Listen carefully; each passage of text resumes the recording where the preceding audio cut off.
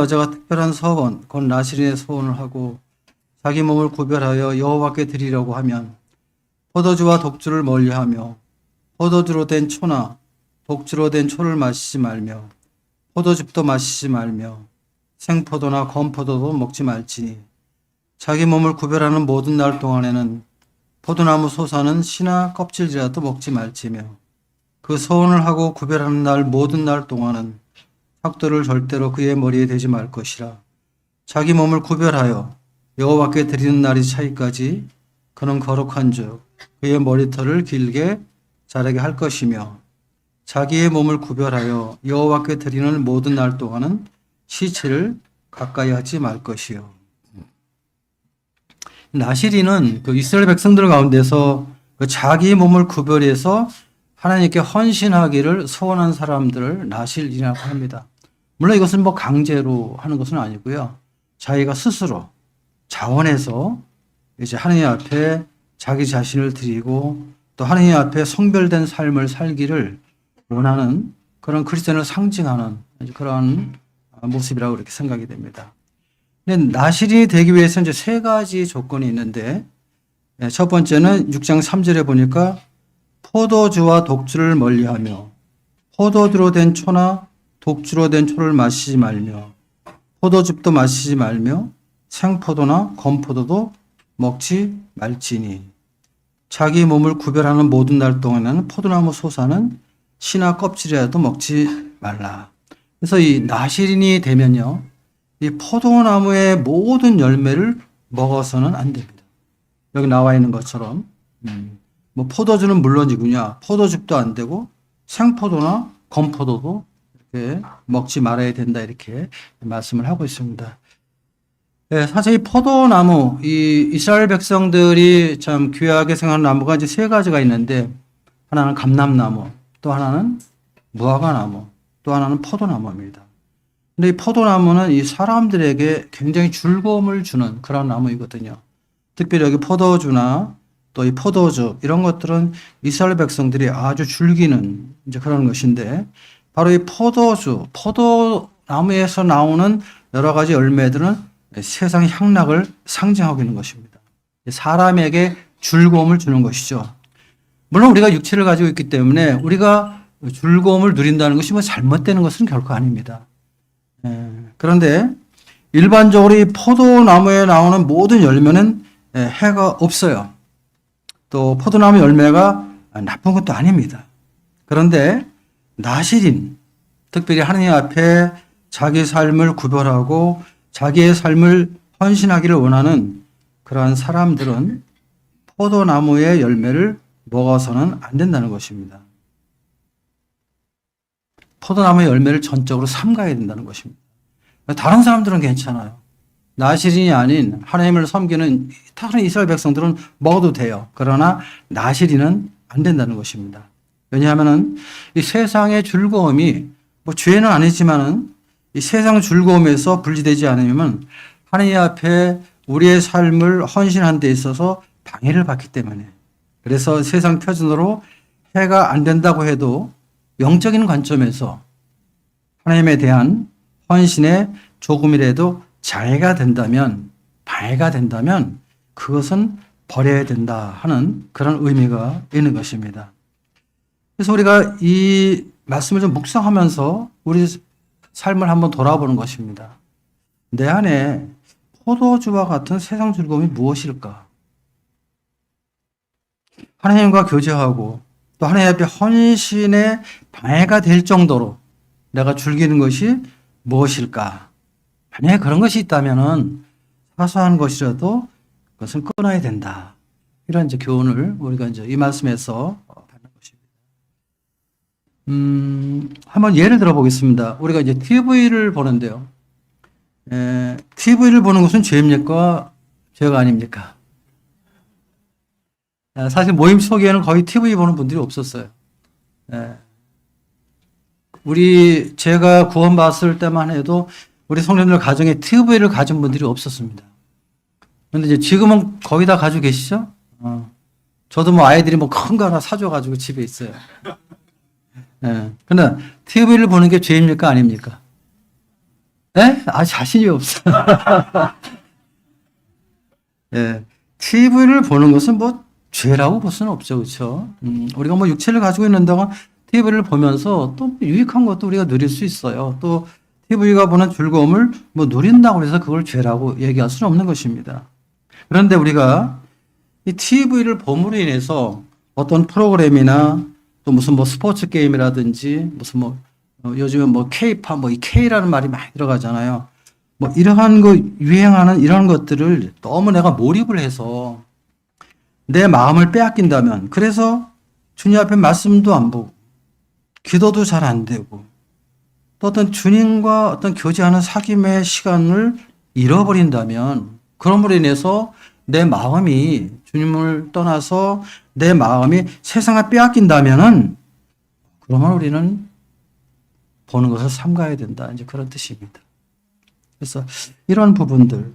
그래서 우리가 한번 이렇게 볼 때, 저는 뭐 특별히 스포츠 뭐 이런 거 잘 모르는데 이런 프로야구, 프로축구 이런 것들 굉장히 좋아하는 분들이 많아요. 우리 주님 안에 우리 형제자매님들도 뭐 그거 보는 거 뭐 저도 월드컵 축구 같은 건 보거든요. 그런 뭐 국내 게임은 안 봐도 뭐 국가 간에 상대하는 이런 것들은 가끔 봅니다. 근데 뭐 그런 것들을 본다고 해서 그걸 죄다 이렇게 얘기할 수는 없습니다. 그러나 그런 것들을 보면서 자꾸 거기에 빠져 들어가서 주님보다 그런 것들을 더 사랑한다면 비단 TV뿐 아니라 다른 여러 가지 상황 속에 사람마다 어떤 그 자기가 선호하는 것이 다르거든요. 그래서 그런 것들을 우리가 조심해야 된다. 그래서 우리가 정말 주님 앞에 우리의 삶을 헌신하고 또 구별된 살기를 원한다면은 세상 즐거움에서는 우리가 좀 구별되는 절제하는 이런 삶을 잘 관리할 필요가 있다. 이런 생각을 말씀에서 이렇게 해보게 됩니다. 또 하나 한번 생각해 보겠습니다. 두 번째는 뭐냐 하면은 5절입니다. 그 서원을 하고 구별하는 모든 날 동안은 삭도를 절대로 그의 머리에 대지 말 것이라.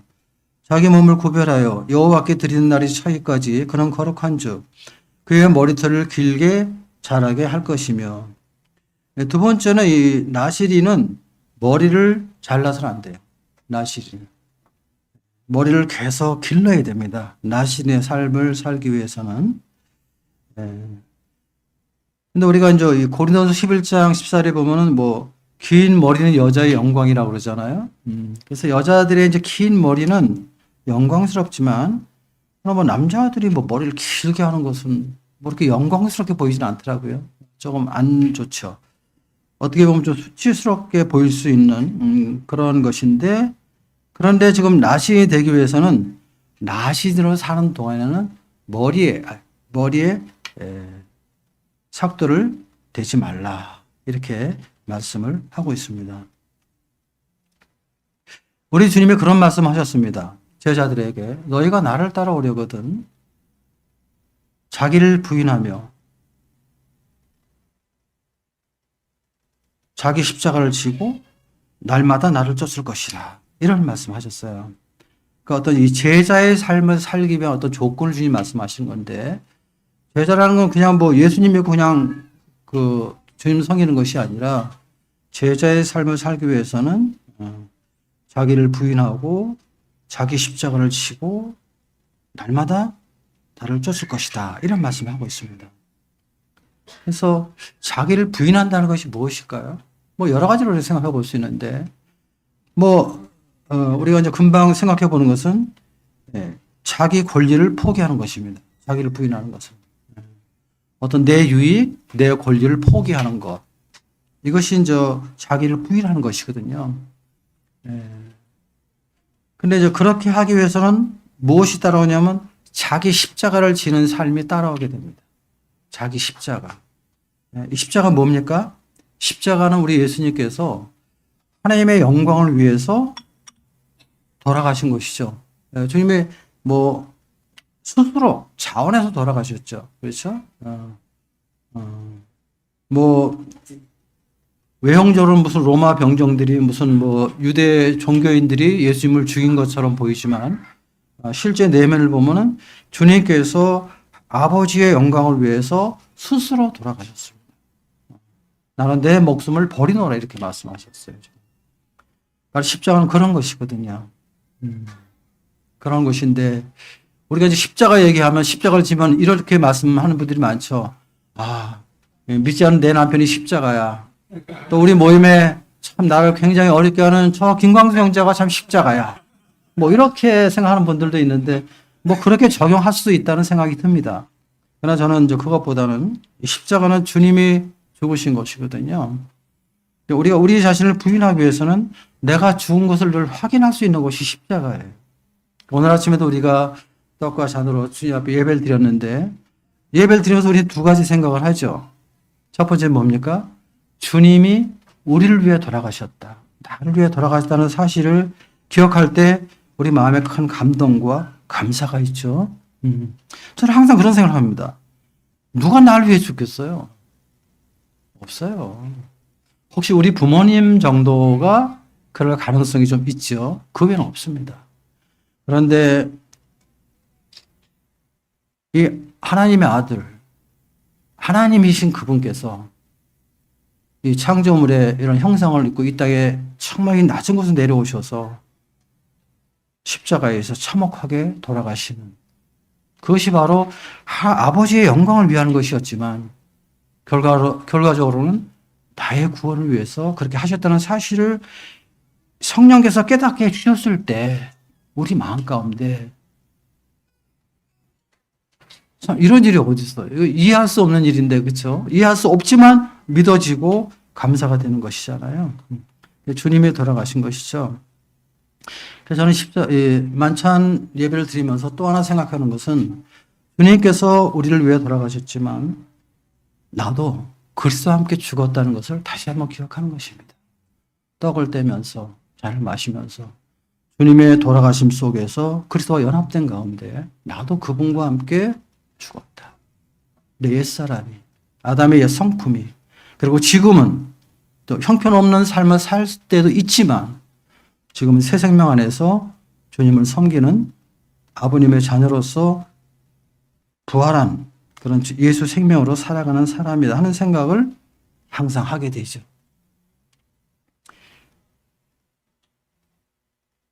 그럴 때 우리는 주님께서 우리에게 행하신 말씀을 날마다 따라가기를 소원하고 또 따라갈 수 있도록 주님께서 또 성령을 통해서 도와주시고 그래서 우리 같은 이 질그릇 같은 우리 육체에 주님의 아름다움과 거룩한 형상이 덧입혀지는 이러한 삶을 살 수 있다고 이렇게 생각이 됩니다.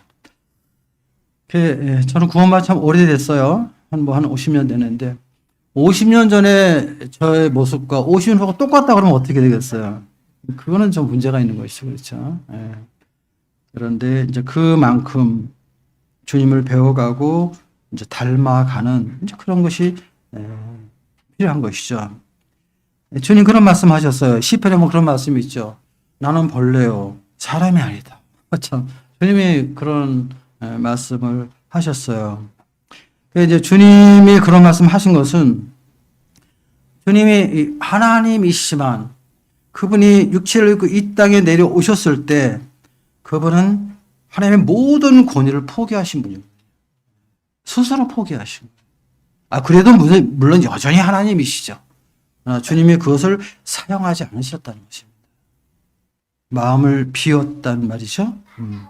주님은 정말 철저히 자기 자신을 비우시고 낮고 낮은 자리를 취하셨거든요. 저는 처음에 구원받고 나서요. 복음서를 읽는데 마태복음 읽는데 예수님이 말구유권에 태어난 것이 그렇게 감동이 됐어요. 저도 가난하게 태어났지만 저는 우리 집에서 태어났거든요. 병원에 못 갔고. 근데 주님은 말구유권에 그것이 구원받고 나서 그것이 깨달아지는 거예요. 주님이. 주님 왕족으로 태어나지 않으셨거든요. 귀족의 아들로 태어나지 않았어요. 목수의 아들로 태어나셨어요. 저희 예루살렘에서 자라지 않으셨거든요. 나사렛, 미국의 할렘과 같은 형편없는 곳에 자랐단 말이에요. 참 그런 주님의 이 낮아지심 그런 걸 생각할 때 참 감동이 됐어요, 마음에. 야, 어떻게 어떻게 하나님이 그렇게 하시나. 우리 사람도 그렇게 하고 싶지 않은데. 그런데 주님도 하나님이셨지만 아들로서 아버지 하나님께 영광을 드리기 위해서 그렇게 하셨다는 거예요. 그래서 하나님이시지만 종의 형체를 가지고 이 땅에 내려오셔서 사람이 되시고 죽기까지 복종하신 주님의 모습을 보게 될 때 주님은 이 땅에 사시면서 자기 권리를 주장하신 분이 아니에요. 또 자기 유익을 위해 산 분이 아니에요. 이 복음서에 나타난 우리 주님을 보면요. 항상 이타적인 삶을 사셨고 항상 이 영혼들을 위해서 다른 사람을 섬기고 보호하시는 그런 삶을 사셨거든요. 그래서 우리 주님이 위대한 분이에요.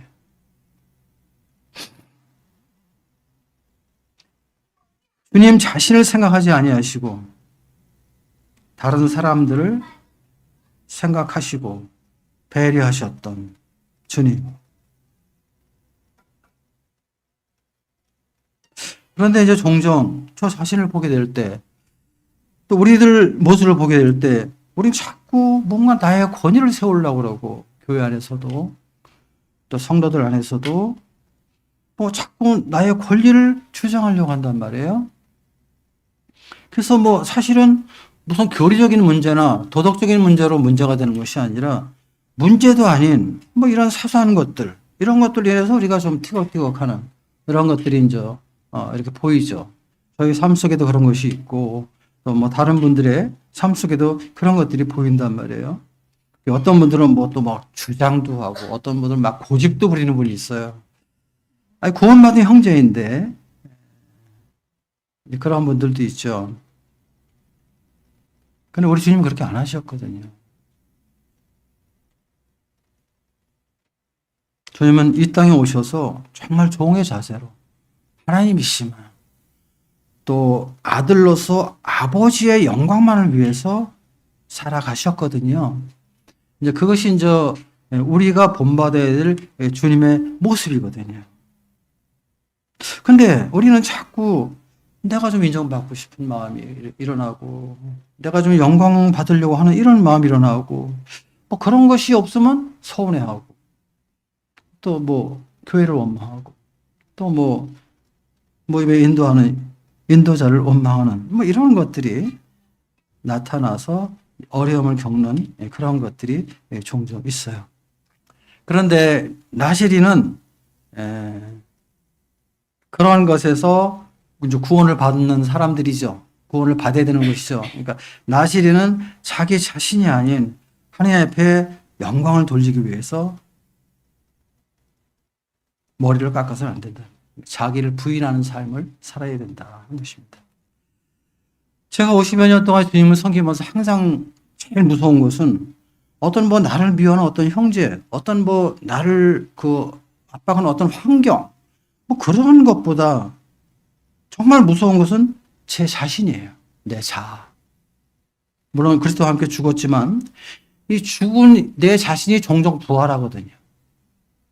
종종 부활해서 주님의 생명 가운데 주님을 섬기는 저를 많이 어렵게 한단 말이에요. 힘들게 한단 말이에요. 그래서 이 아담으로부터 물려받은 이해성품, 이 자아가 이게 가장 무서워요. 그리고 이것이 무서운 게 왜 그러냐면 이 자아는요, 항상 나를 위해 주거든요. 특별히 자아 속의 핵심은 자존심이라는 것. 이 자존심은 항상 나를 높여주고, 나를 인정해주고, 나를 세워주고, 그런 거거든요. 그런데 이 자존심이 주님을 섬긴 데 있어서는 그렇게 또 큰 문제로 나타나는 거예요. 왜냐하면 이 자존심은 주님께 돌려야 될 영광까지도 도둑질을 하고. 그래서 내가 영광을 받으려고 하거든요. 이게 자존심의 중심의 사상이에요. 사도 바울은 주님 안에서 매일 죽는다 그런 고백을 하고 또 갈라디아서 2장 20절 말씀에서 내가 그리스도와 함께 십자가에 못 박혔나니 그런 적이 전에 내가 산 것이 내 안에 그렇게 사신 것이다 하는 이런 이제 고백을 하고 있죠. 그래서 우리가 이 주님을 섬기면서 항상 저 자신을 관리해야 되는데 그것이 바로 이제 이 자아에 대한 문제입니다. 근데 이제 우리가 성경의 여러 이제 신앙의 위인들을 보게 되면 이러한 문제들이 다 한 번씩 주님 앞에 다 다름을 받았어요. 아브라함은 모리아산에서 받았고, 야곱은 야복강에서 받았고, 요셉은 애굽에 팔려가면서 자기 형들을 통해서 이제 그런 것을 받고, 뭐 이런 것들이 쭉 있게 되죠. 여전히 오늘날 이 세상에 사는 우리 성도들도 이제 그러한 과정이 필요한 것이죠. 나시리는 머리를 깎아서는 안 된다. 우리 주님 그런 말씀 하셨어요. 우리가 자꾸 이제 으뜸이 되려고 하는 이제 그런 속성이 있는데, 너희 중에 누구든지 으뜸이 되고자 하는 자는 모든 사람의 종이 되어야 한다. 인자가 온 것은 섬김을 받으려 함이 아니라 도리어 섬기고 자기 목숨을 많은 사람의 대성물로 주려 합니다. 마가복음에도 있고 마태복음에도 이런 말씀이 있는데, 주님이 하신 말씀 가운데 저는 가장 위대한 말씀이라고 생각해요. 이 말씀이. 인자가 온 것은 섬김을 받으려 함이 아니다. 도리어 섬기고 자기 목숨을 많은 사람의 대성물로 주려 합니다. 이렇게 말씀하시는 분이 어디 있어요? 세상 종교의 모든 신들은요, 모든 신도들에게 나에게 복종하라고 얘기해요. 나에게 복종하라, 나에게 헌신하라, 그렇게 얘기를 하거든요. 그래서 모든 종교의 구원은 자기가 이루어가야 돼요. 자기의 선행을 통해서. 근데 이제 기독교만이 주님이 다 이루어 놓으신 십자가의 그 은혜의 사역을 믿음으로 구원받는 놀라운 그 은혜를 허락하셨는데, 그건 하나님만이 가능하신 거예요.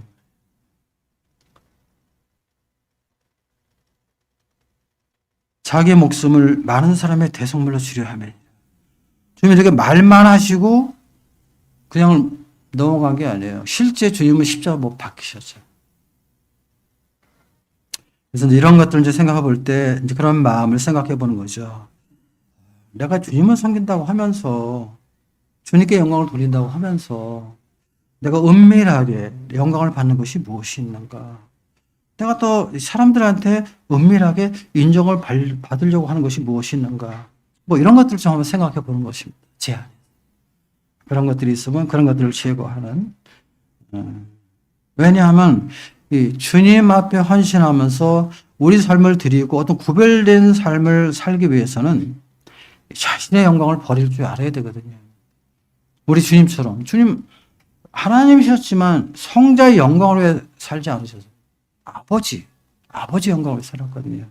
주님이 그런 본을 보이셨기 때문에 우리는 그런 주님을 따라가는 사람들이기 때문에 그렇게 해야 된다. 이런 생각을 해보는 것입니다. 그래서 우리 자신의 영광을 버리고 오직 주님께만 영광을 드려야 된다.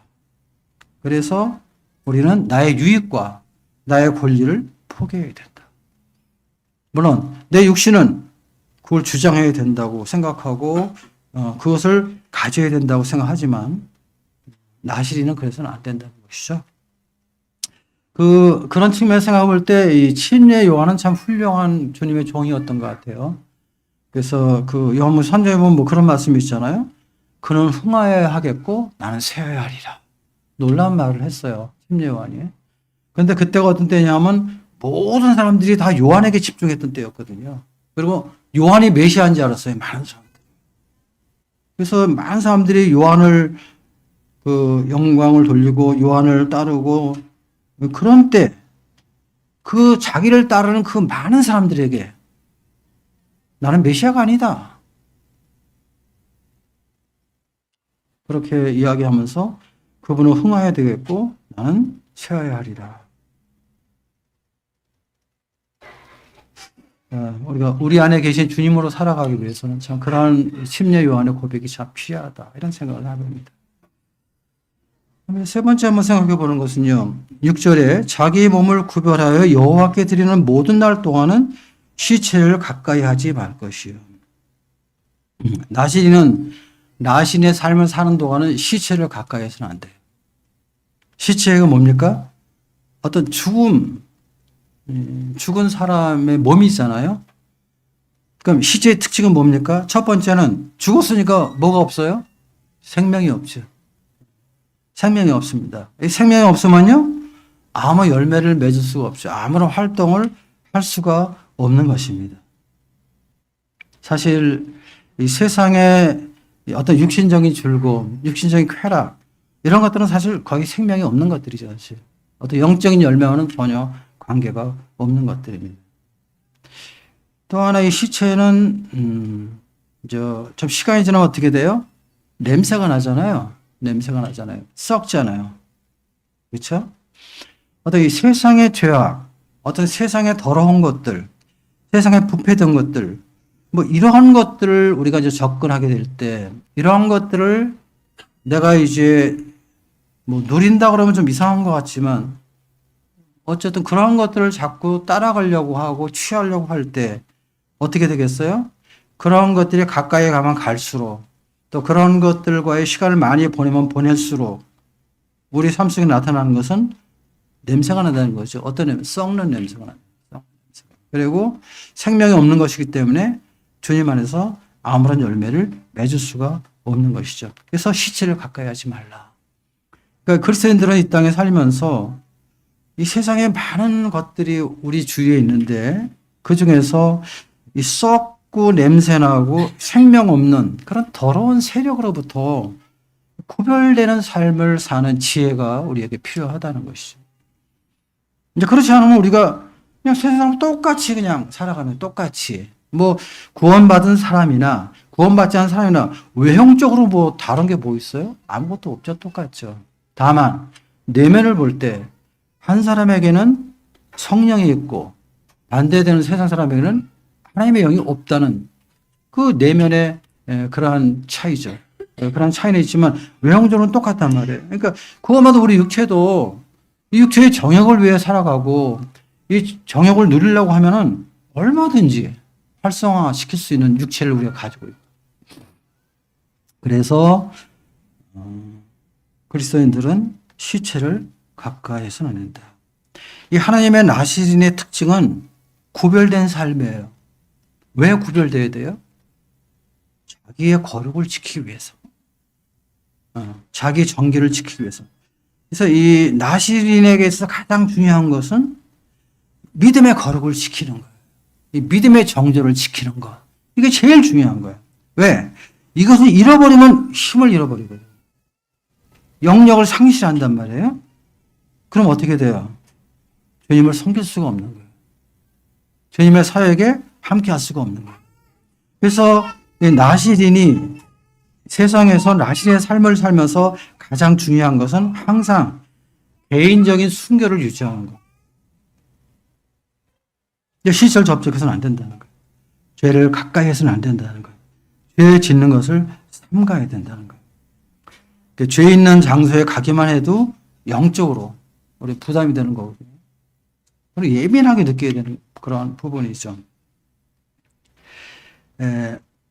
우리 교회는 그리스도 신부라고 말하잖아요. 신부. 그럼 신부에게서 가장 중요한 것은 뭡니까? 신부는 신랑과 결혼하기 전에 자기의 정조를 지키는 것이 가장 중요한 거예요. 자기 육체의 거룩을 지키는 가장 중요한 것이거든요. 그럴 때 신부가 귀한 거예요. 근데 이제 신부가 그 거룩을 상실한다면, 그렇다면 어떤 신부의 가치는 아주 나락에 떨어지는 것이죠. 그래서 우리가 이 세상 살아가면서 우리 이제 주님의 신부로 살아가게 되는데 우리는 곧 주님을 만나게 될 것입니다. 그리고 그분과 함께 우리는 어린 양의 혼인잔치에 우리는 이제 참여하게 될 그런 사람들이죠.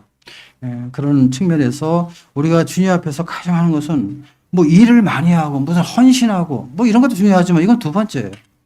첫 번째는 우리의 믿음의 거룩을 지키는 것이요. 왜냐하면 이 죄라는 것은요, 물론 우리가 죄를 진다고 해서 우리 구원이 취소되지는 않습니다. 정말 구원받은 사람이라면 뭐 구원이 취소되거나 그런 것은 아니지만, 그러나 구원받은 그리스도인의 삶 속에 죄가 들어온다고 할 때 이 하나님과의 교제가 끊어지는 교제에 큰 문제가 생기거든요. 또 주님 앞에 헌신하는 삶을 사는 것과 굉장히 연관이 있습니다. 주님 앞에 쓰임 받는 것과 굉장히 관계가 있어요. 그렇기 때문에 이런 부분들을 우리가 주님 앞에서 예민하게 관리하지 않으면 안 된다. 그래서 저는 주님 섬기면서 가장 어려운 분이 이런 부분들이에요. 다른 사람보다 제 자신을 주님 앞에 관리하는 것. 특별히 저처럼 사역을 하는 사람들은 상당히 어려운 일을 하는 사람들이거든요. 그게 뭐가 어렵냐 하면은 뭐 사람들과의 관계 물론 그런 것도 어려워요. 그런 것도 어렵지만 더 어려운 것은 이 하나님의 일꾼으로서의 내면을 가져야 되거든요. 주님 앞에서. 특별히 이 일꾼들에 대한 하나님이 요구하는 그 수준은 굉장히 높습니다. 그런 것들을 관리하기 위해서는 정말 외롭기도 하죠. 다른 사람들은 그냥 관계없는데 나는 그렇게 하면 안 되니까. 그러나 주님 앞에서 그런 것들을 잘 관리하지 않으면 안 돼요. 그 관리하지 않으면 보통 실패하거든요. 그럼 도중하차하게 돼요. 넘어지게 되는 것이고.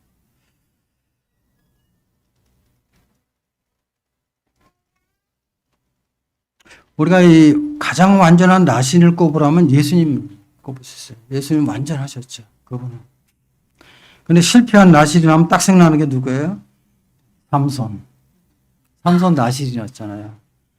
근데 이 나실인 이 삼손은요, 참 훌륭한 그런 종이었는데, 근데 문제는 이 사람은 여자를 너무 좋아했어요.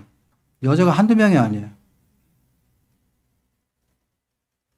그 여자 때문에 결국 이제 들릴라라는 여자에게 나실의 비밀을 갖다가 이야기해 버리잖아요. 그러니까 사탄이 그거 바로 쳐버리니까 어떻게 돼요? 그렇게 힘이 장대하고 하나님 앞에 놀랍게 쓰임 받았던 삼손이 어느 날 갑자기 완전히 힘을 잃어버리잖아요. 내가 전과 같이 안 된다. 그러잖아요. 우리 고린도서 6장에 있는 말씀 한 절 보고 마치겠습니다. 고린도서 6장.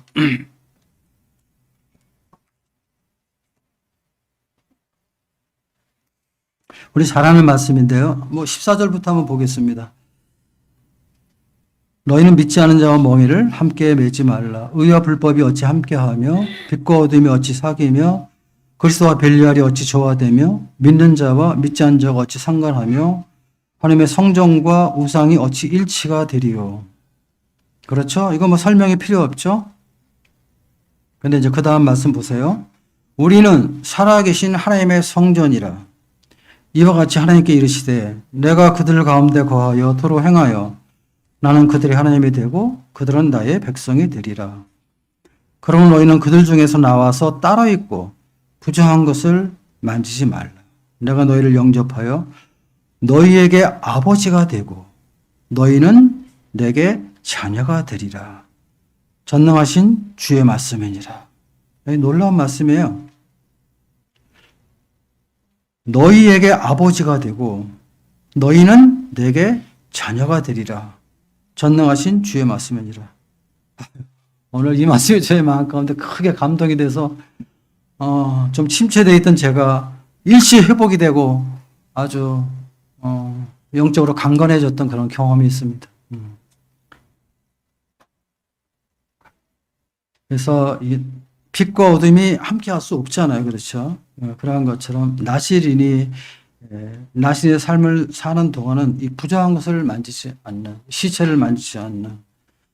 그래서 이 주님께서 우리에게 내가 너희에게 아버지가 되고 너희는 나의 자녀가 되리라.